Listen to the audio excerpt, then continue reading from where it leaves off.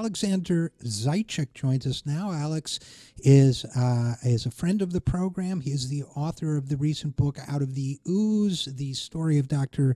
Tom Price. Tom Price, of course, being our now ex-Health and Human Services Secretary, and he is the 0 Hours correspondent on the ground in Puerto Rico, doing some reporting for us there, gathering some material there. And we've got him by phone. So first of all, Alex, are you there? I am. Good to be here. Good to have you. How's it going down there? Pretty good. I've only been in San Juan for a couple of days now, but so far so good. And I should note for the people listening to the show that we are recording this on Thursday. Now, Alex, you've been, of course, covering a number of aspects of this story, and we're hoping we can get you out to another part of the country soon. But there in San Juan, there has been an aid effort by American Labor, and you've been dealing with that. Could you tell us a little bit about that? Yeah. Well, yesterday afternoon, pretty much exactly 24 hours after Donald Trump himself arrived and had a pretty disastrous visit to Puerto Rico, the AFL-CIO sent a plane with a couple hundred union skilled workers from around the country to basically do everything from fix plumbing systems, try to get the grid back online quicker. And it was a pretty remarkable event. The mayor, Carmen Cruz, has become a little bit of a celebrity in the States since the hurricane, was at the sort of welcoming ceremony. And it was a really sort of raucous, positive event, sort of like a nice counterpoint to the sullen, kind of absurd Trump visit of yesterday. And yeah, it was just this sort of beautiful cross section of the American labor movement, multiracial, multilingual, everybody kind of just really upbeat and excited to help out here. And yeah, it was great. It was a really nice kind of thing to see, and sort of reminds you that all those people who say that we can't have a unified cross-racial kind of working class politics in this country post-Trump, I would direct them to that scene as an antidote to that kind of thinking. Well, I'm so glad to hear you say that there was a positive energy as well as a positive effort being made. That's, to me, is extremely encouraging. And I know that some of the unions involved, I think the flight attendants union was there, and the president was actually of that union was working the flight going down. I know that National Nurses United has sent a number of nurses to help out with medical care. I think there were some building trades, construction, and other folks there as well, right? Yeah, a lot of them from New York, but also people from, Indiana, California, Texas, all over the country, and but a big New York contingent. I think Bill de Blasio's office had a role in organizing this, so it had a New York flavor to it, but it was also pretty representative of the whole country. And some of these people hadn't really interacted with people from other parts of the country before, so that there was sort of it was a nice experience for them in a lot of different ways. And it was also probably the funkiest labor event I've ever been to. There was a large salsa ensemble there providing some pretty intense percussion, and everybody was getting down. So yeah, it was a lot of fun. Well, that sounds. Now I'm sorry I missed it. I like my labor events funky, but then I like all my events funky. So yeah, that sounds great. And of course, they're down there with a huge job ahead of them, and a lot of double talk from the federal government.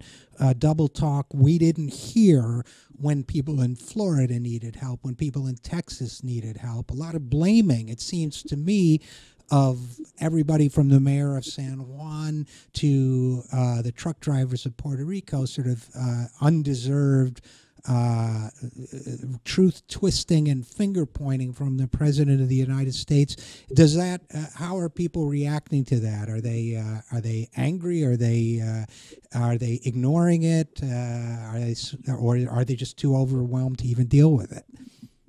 Yeah, I would say the third and last the thing that you mentioned, right now there's very much just a sense of urgency and kind of getting things done and getting food to people who don't have any and getting water out to even in San Juan, there are outer districts and neighborhoods that might as well be the middle of the country. So yeah, people don't really have a whole lot of time to talk politics, and I've been hesitant to try to engage them too much because there are very sort of pressing matters, and there will be for the foreseeable future. But clearly, the politics will come into play at some point, and who knows how it will affect things here on the island and even in the States, these storms of the season. But yeah, it's still very much a sort of a survival issue for most people here. So while they may have very strong thoughts about Trump and the federal response, it's more about supplies and organizing, self-organizing most of the time, relief efforts in the city and around the country. And these efforts are pretty remarkable considering how little help they have in most cases. I mean, you basically have people coming together, often very young people, and organizing these centers with like military efficiency. I've been to a few of them, and it's just amazing how well that they're being self-run, down to the minute. Like you try to get an interview with someone and 2 people will come up and say you have 5 minutes because we have to get X, Y, and Z done. So it's pretty remarkable to see. That's really interesting, Alex, and it's an aspect, and again, we're talking to Alexander Zaitchik, who's acting as our correspondent down in Puerto Rico. That's interesting because, it raises a lot of issues that some people have talked about the ability of people to self-organize, the, bottom-up organizations, community building in the face of emergencies and all of that. It sounds like it's been pretty impressive. What are your thoughts on all of that? People talk about, even anarchists, you hear a lot from anarchists about this kind of thing. What are your thoughts? Has this changed your viewpoint on self-organizing at all? I would say it's reinforced it. I mean, I've seen it in various places, in various emergency situations. We are certainly capable of it as as societies and communities, but it's particularly impressive here, I would say. And there are some anarchist groups who've been involved in organizing some of this stuff, I should say. And then there's also been some community organizations. The states have come down and helped out. For example, the Center for Popular Democracy has a really impressive organizer here on the ground in San Juan, and she's been working around the country. So a lot of people with deep community organizing and emergency disaster response experience has come here in the last 2 weeks, and they've been pretty instrumental. And Alex, what do people tell you they need most of all and most immediately? What are the needs of the folks there right now? Yeah, right now it's still sort of basic stuff: electricity, gasoline, food, and water. I mean, in certain central neighborhoods in San Juan are pretty much back online, even to the extent of pretty bad traffic jams. But once you get outside the core wealthy districts, then it's still about the necessities. So food, medication, water, the real basics, right?